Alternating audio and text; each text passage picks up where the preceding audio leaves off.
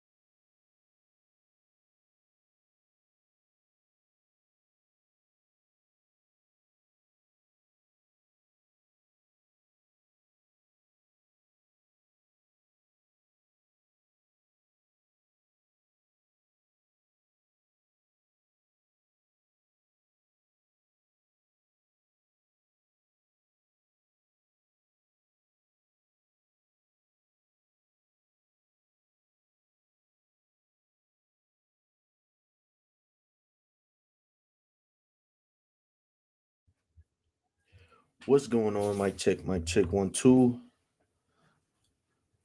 Let's make sure our levels was right. Mic check 1 2. Let's make sure our levels was right. All right, y'all. What's going on? Thank you for coming back. This is another live stream. This is the Lefty Brew live stream show with yours truly, Bailee Lamar. Thank you for joining me today. If you're watching this on the playback, of course, give me a thumbs up, give me a like, comment on the topic that I discussed today and watch today. Today, we'll just watch a couple of videos, prepare for the next game of the NBA Finals. We'll take a look at game four, some check in on some baseball news, and then we'll probably touch on to see if there were some big things that happened with the protests going on around the country. I hope you can hear me. I was far away from the mic just there. So, yeah, we'll be going over a couple of things. Think you heard that. If you didn't, you'll see what we do today. Let's get straight to it. Let's get into it. Like I said, um, let's see here. Zoom out a little bit. Let's switch. Okay, so um, to start off, we are going to tap into. We're gonna look at some NBA. Um, so let's get this right. Switch that over. All right, cool. All right, cool. Bet that.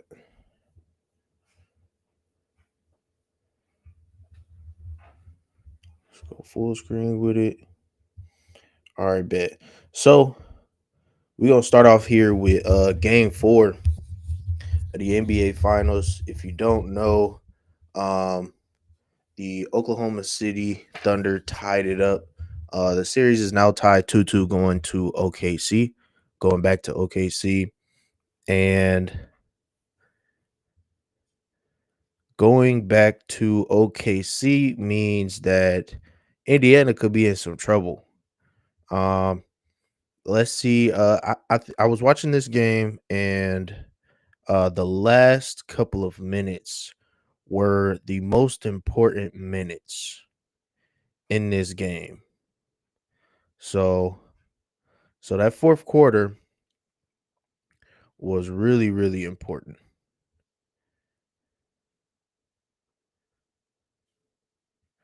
Sorry, just sending off a couple of texts here. My bad, y'all.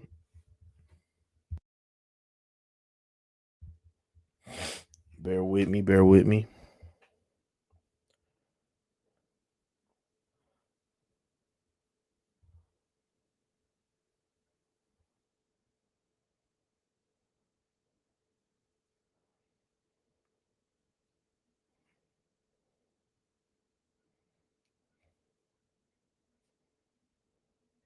Bear with me.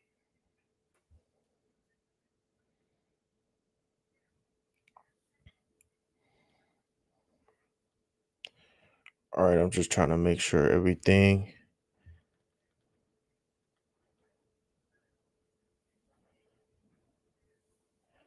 All right, bet. All right, cool, y'all. All right, let's get into this. OKC game 4. OKC Indiana Pacers game 4. Let's take a look. Caruso, SGA, Holmgren, Williams, and Lou Dort out there for OKC. Williams looking. Shea has it. This time it's and Jalen Williams were playing a two-man game. Now, this was the part of the game that was really pivotal because a lot of fouls weren't called, especially SGA's way, up until the fourth quarter. So in the fourth quarter, the refs, finally tried to even it out, I guess. And OKC started getting some foul calls, and they stuck to their mid-range game. And Gilgeous-Alexander will shoot just his third and fourth free throw of the game. Like he said, third and fourth free throw of the game. Players in their screening action out front. There's the switch. Nembhard gets off as soon as he's got his left arm. Free throws allow him. That's crazy. Them free throws. A little bit. Yeah, you relaxing. That helps him. And he doesn't just get to the free throw line. He knocks him down 86% during the playoffs. Thunder. All right, now at this point, OKC is down 1-2 points. And then let's see. Okay, so speed it up a little bit. Indiana scores, and they get some points back. And then this was a crazy move by SGA. To the second half. And a timeout call from Indiana. Gilgeous-Alexander with a big bucket. So I thought possible offensive foul, no whistle. He's got after the gather the two steps. I don't agree with her saying that's possible offensive foul, but that's why it wasn't. So they're up one. And this is the point of the game where Indiana was kind of, they knew they had to win, and they just started kind of doing anything and running around. And OKC was pretty good at defending that. Not going to let them just get some easy buckets and pull off some wild endings here. So, like, here they go. Halliburton didn't look locked in toward the end of the game. Fake step back, puts up a three. Won't go. Now, see, they had been hitting a lot of threes up until that point. So I guess the confidence in that shot is we've been hitting these threes, but really in reality, you're just forcing it because now you're in fight back mode. I think Indiana with a lead, cruising, usually doesn't work out in their favor. With the Knicks series, that was a little bit different, but against Oklahoma City Thunder, it's not good to leave the door open for them because they'll come through at any point in time. So And it's going to be OKC ball with I think 141 remaining. they were forcing a lot of those threes, and OKC stuck to the mid range in the game, in the paint game plan, and that's really where they came up big. Oh wait, hold on. Yeah, in the fourth quarter. Look at those numbers at the bottom if you could see them. It was crazy. Jalen Williams drives, pulls back, puts it up. Won't go. Halliburton the rebound. But see, they're not straying away from their game plan. As Tyrese brings it up, Miles Turner, they just kind of get stuck with that 3-point line, and they keep backing up and resetting. Nembhard thought about a three. He's got Holmgren on him. Nembhard pulls back, puts it up. Now see, that was a miss that he should have made. Williams in the penalty. Williams to SGA. Oh man.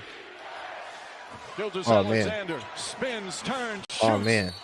And a foul. Let's see. With 0.3 of a second remaining. Those type of fouls are the fouls that a lot of people get mad at.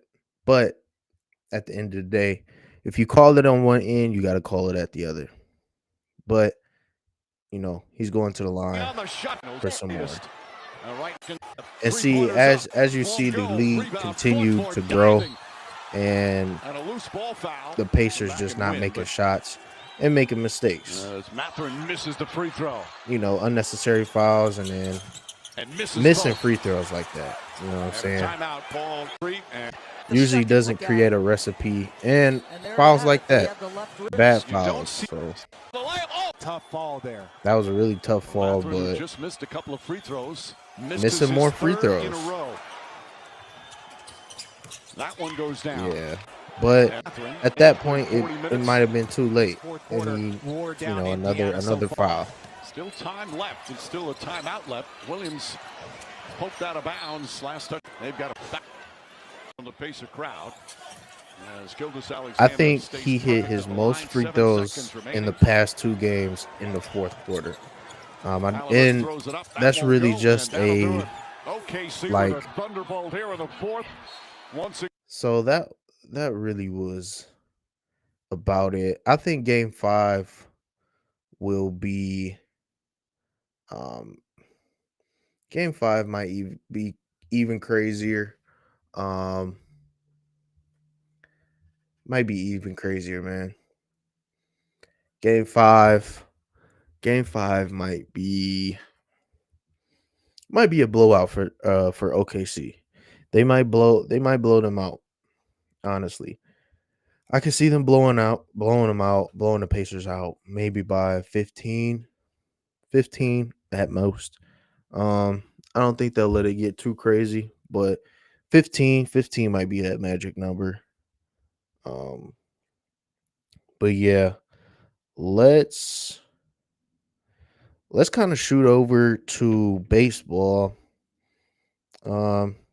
Anybody that kind of messes with baseball, we got, let's see.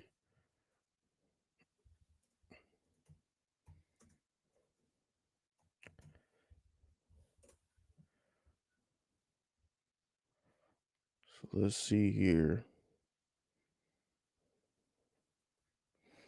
Actually, let's go.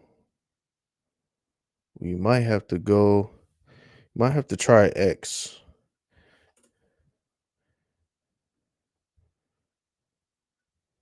Do X for a lot of stuff. Trying to see what I sign in for. I don't have it on one of these. Just give me 1 second.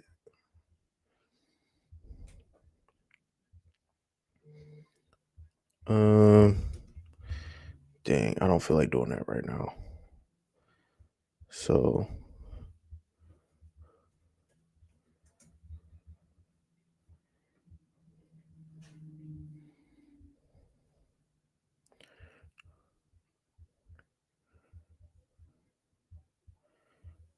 all right. Let's see here.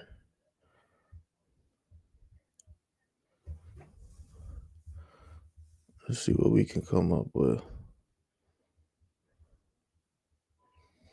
I'm trying not to use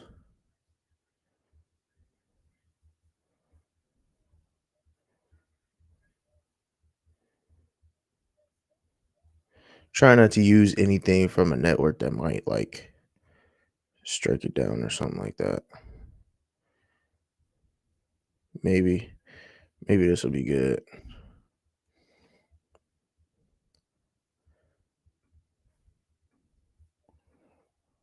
All right.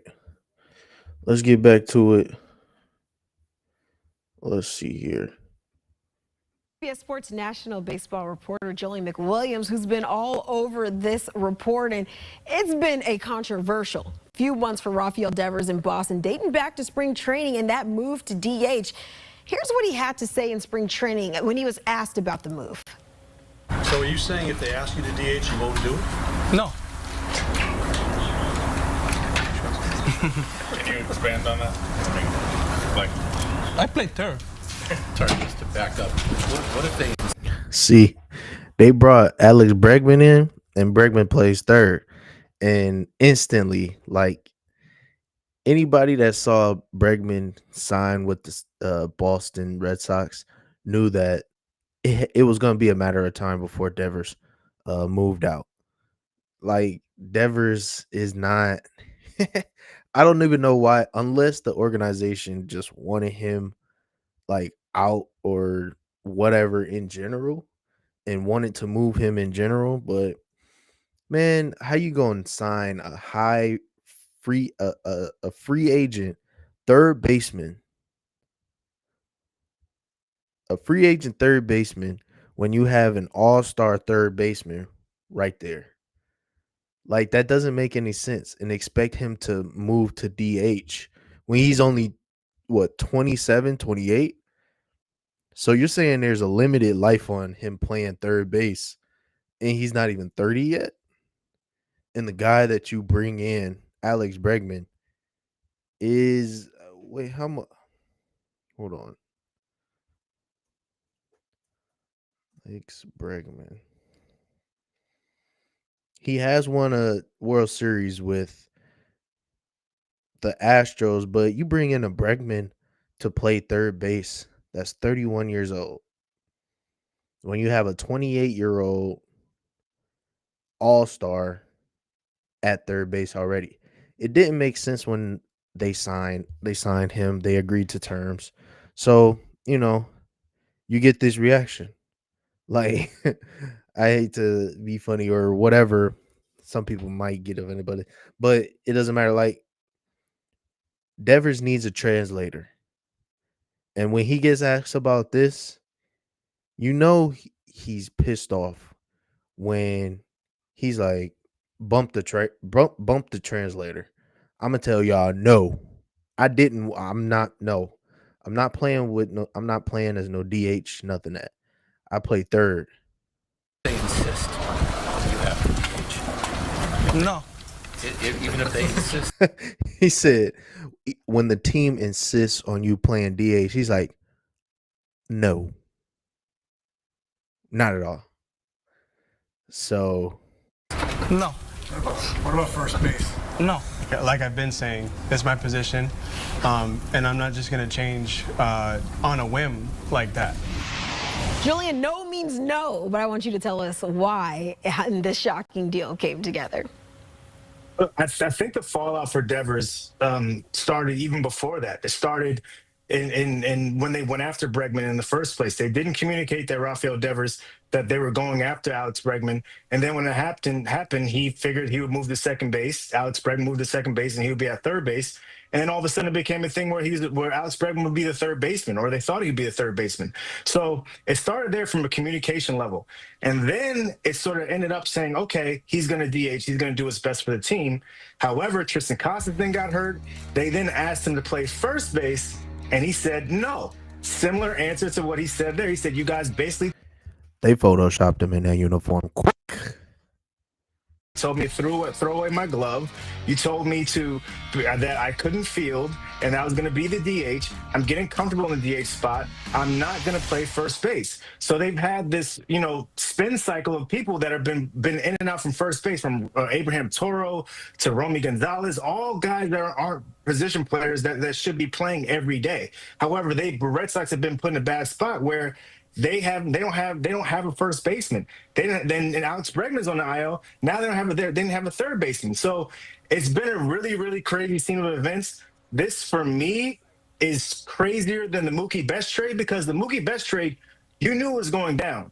You knew it was going to happen. The ownership made it clear they did not want to pay Mookie Betts. When the Red Sox gave Devers that deal, they were like, they're giving him the keys to the future.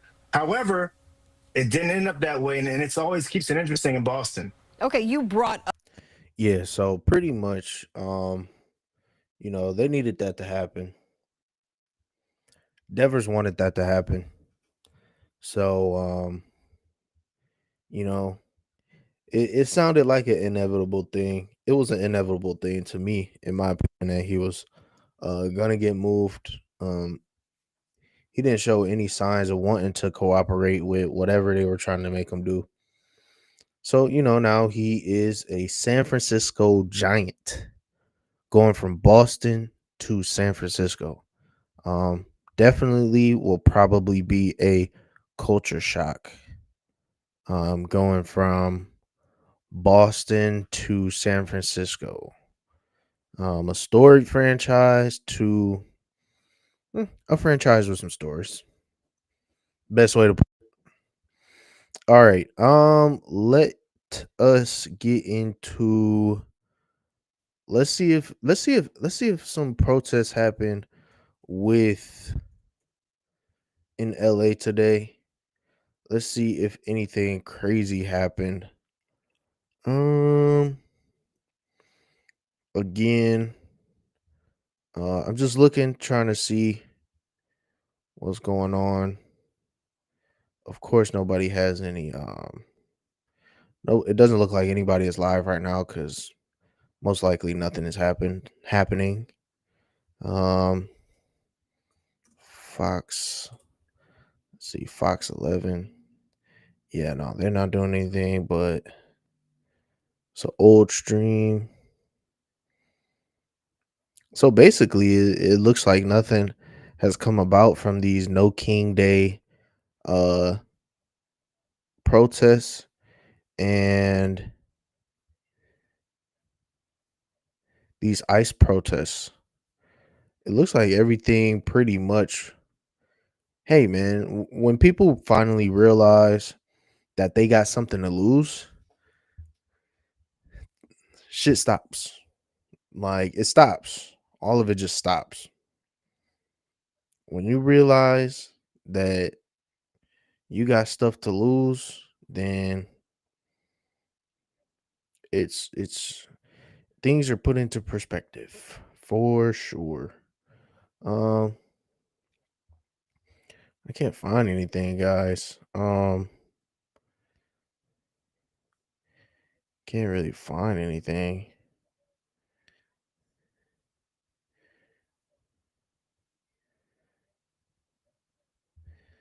Let's tap into. It kind of looks like so. Let's see if.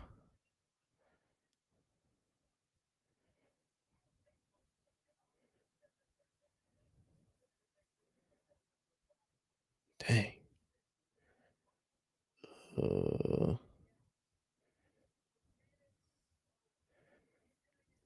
Dang.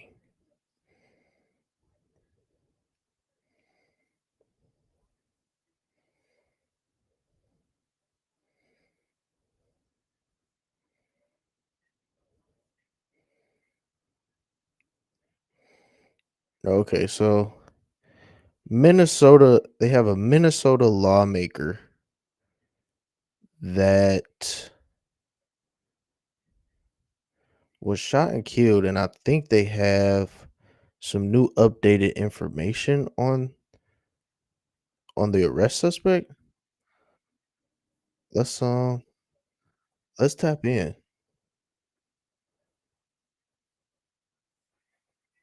Oh,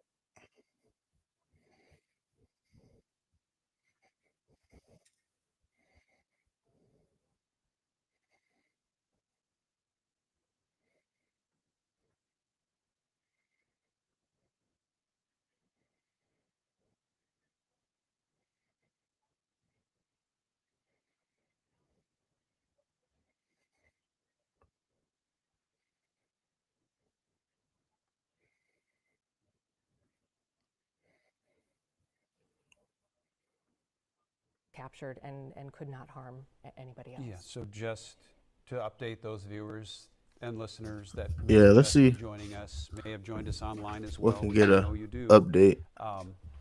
The man you see there on your screen right now, Vance Bolter, 57 years old, arrested in the area of Green Isle tonight, actually in the very near or on the property of the Bolter farm, which is where this search began yesterday. For him, at least a search for what would have been clues to what had happened began there at that farm. There it is on a map, so you can kind of see where we're talking about. And if the Twin Cities were on that map, it would be up to the northeast of there, not far, but far enough. And I think it's important to say the names of the people that he's alleged to have shot. Melissa Hortman and her husband Mark, killed in their Brooklyn Park home. Prior to that, Democratic Senator John Hoffman and his wife Yvette shot in their home. We have details that Senator Hoffman was shot 9 times, hit 9. So he shot multiple people in the same day. I thought it was only wow, this dude went on a spree. Wow. Now, this is more believable than the Luigi stuff. Cuz I mean, honestly, if Luigi had a manifesto, just like it sounds like this guy had a manifesto, then hey, I'm just gonna keep it at that. But this guy did some real damage. Wow, this guy is sick. 9 times. His wife Yvette hit 8 times, but they Hey, were rushed to the hospital. The latest information we have on the Hoffmans is they will survive. So that okay, is that's good. good news. All right, let's take a look. I believe we have our first image of Vance Bolter being apprehended. See, they'll never do a black man Ramsey like that. County. You'll An see a official black photo man here dead from on the Ramsey County showing, on the video the moments that Vance before you Bolter was see it. taken into They do that. custody tonight. You can see by what he's wearing how sort of They didn't dirty ruffle he his is. feathers at He's all. been, laying He looked like low in that field. he ready We for know this from the mugshot. audio that he was told to get up, and you can see What? that he had been hiding for some time. As far as what he's wearing, and we'd have to This compare man that went with the after many different sort of changes throughout civil since servants, the incidents happened. and he just standing up And the attempted upright murders like happened this, bro. on Saturday morning, but this I'm is not what he was promoting, wearing, and that is what like, he looks like as he was apprehended just severe a short violence, time ago. but And for a timing reference for our viewers out there Come on and now. listeners, that this really was just moments ago. We have fortunately had a very good sourcing operation tonight, both in Green Isle, both in the city, and boy, networking that really worked out. To so cover this eventually he story just for got all of you tired at home. and just The first that's what it sounded information like. we had that something was going to go down, or it appeared that something was going to go down, was about 8:45. So it was Sounded like happening he fast, was ready to and our get caught sources were spot on. We had because a he trail finished cam image of him in that area, sick which initiated a search plan he from had. the air via drone. Law enforcement descended in that area. They'd been in the area, but they went in full force, and they pinpointed him in a cornfield. And as we heard from Paul Bloom's audio just a short time ago, you could hear very clearly he was in that dirt. He was laying down. He was asked to stand up and go toward their voices. There was a warrant out for his arrest, And he did exactly that. He was arrested without incident right there in that Green Isle area, right there on the Bolter property or very near the Bolter property, which has sort of been the focus of this investigation, probably from a,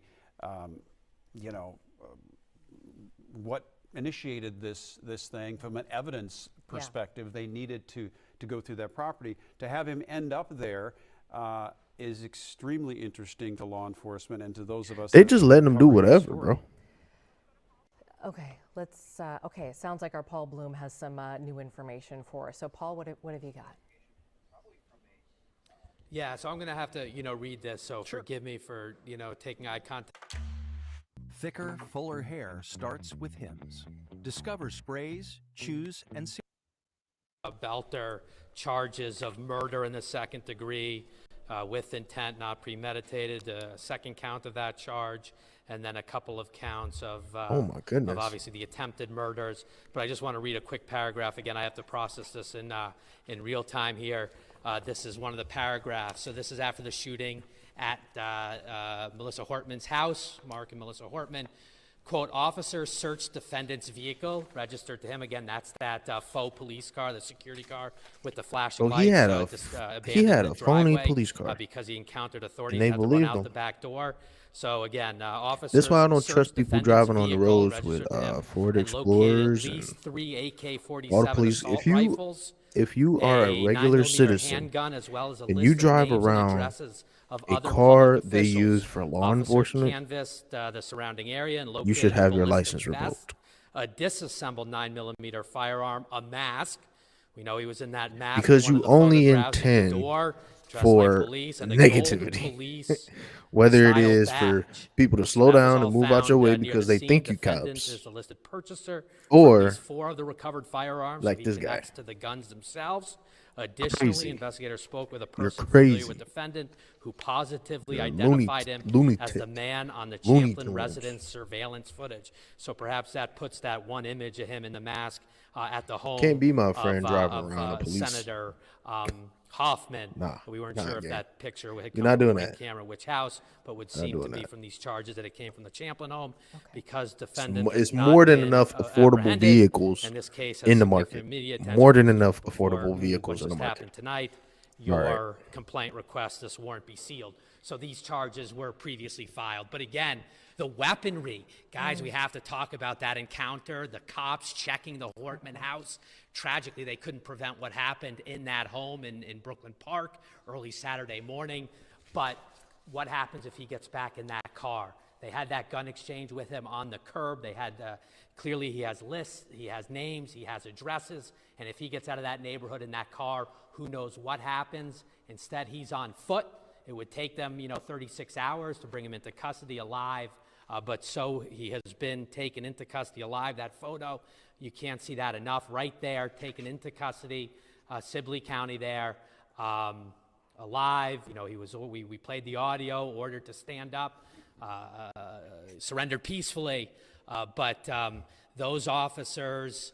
I found another NBA trade that we can talk about. Kind of tune into this breaking news that happened today. Well, the only NBA trade that it was an MLB trade, but again, another trade period that affects. Let me go to that audio again. I was asked to play that we could talk about. Second. I pretty much think we have got a complaint in front of us too. I think we pretty much got everything we need to get out of this this thing.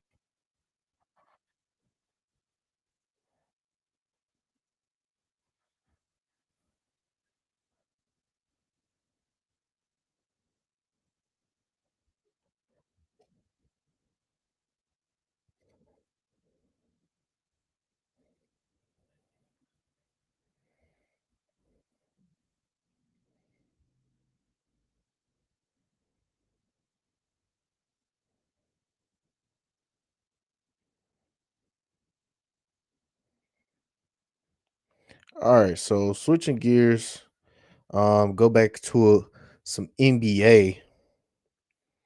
So the Memphis Grizzlies and the Orlando Magic have brokered a trade deal essentially sending Desmond Bain to the Orlando Magic, and the Grizzlies get a slew of things. Let's let's see what they got. Big trade in the NBA. It is not Kevin Durant. The Grizzlies are trading Desmond Bain to Orlando. Sources tell ESPN Shams Charania. In return, Memphis will get KCP, Kentavious Caldwell-Pope, Cole Anthony. 4 unprotected first-round picks, including this year's number 16 overall. Now, let me stop because they got some music up in there. Let me stop because they got music up in there and definitely don't want to get flagged for that. Let's see. We'll just play it without. So basically, they got a whole bunch of stuff, bro. Let's just kind of read this off. Let's read it off. Let's see if we can get some nice. What the?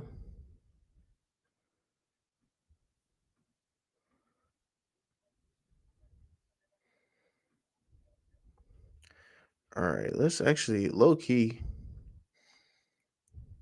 Let's see if we can get. Yeah. Okay, so we got somebody that 2 seconds. Bain flips it up and in. Count it. So basically, Desmond Bain is traded to the Orlando Magic, and let me tell you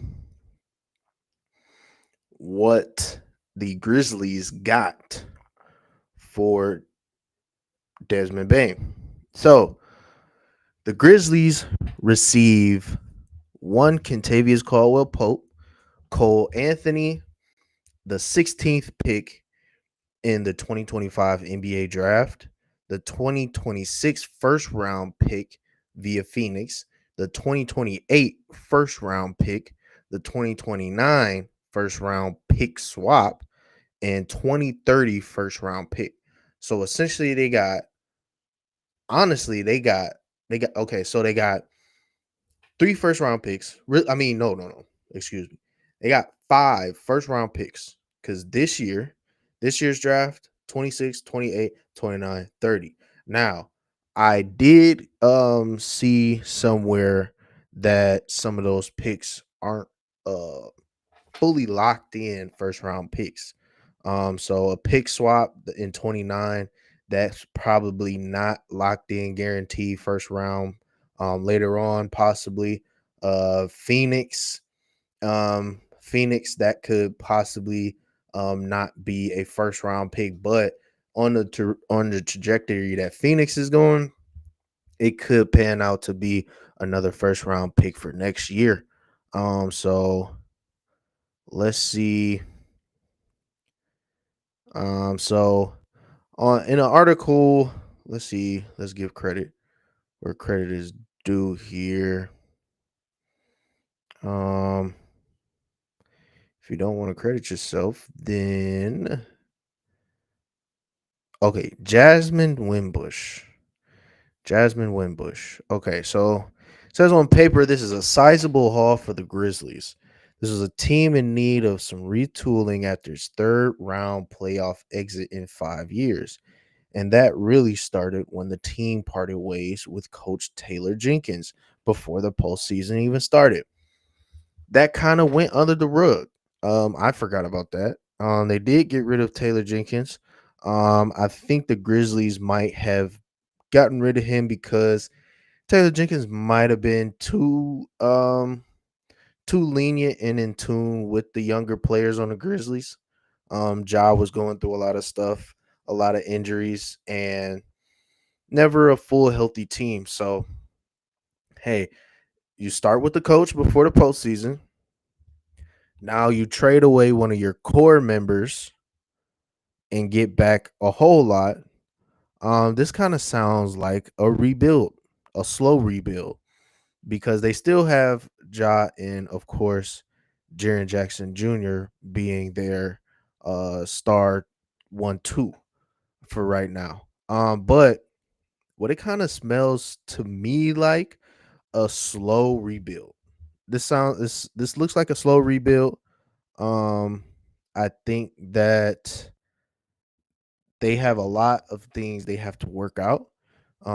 Being Ja has to figure it out.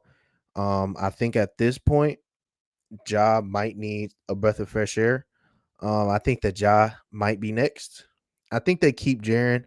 Jaren, I think they'll keep him on board, and because, I mean, he's probably the easiest person on the team to fit with a retooling. Like Ja and Desmond Bain are used to a certain way of playing, and I think the way that the Memphis Grizzlies want to go is a bit different. And they want to switch things up, but I think Jaren Jackson can really adapt with how they might be moving. Now, this is total speculation. I don't know. But I think this could be their way of, just a slow rebuild, man. I think they might swap Ja with another superstar from another team that is looking for a breath of fresh air, possibly a Trey Young, um, possibly somebody that plays for a Boston team. Um, it's I don't know. It's tricky. It's a lot of people that possibly could get swapped for Ja, but Ja is going to be your main attraction. Um, his new shoe, the Ja 3, is crazy. That shoe is crazy. Um, let me see. Let me see if I can low key pull that up. Ja 3s.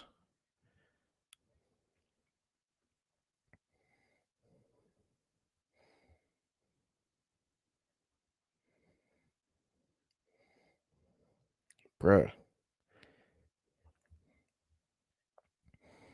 This shoe is crazy, bro.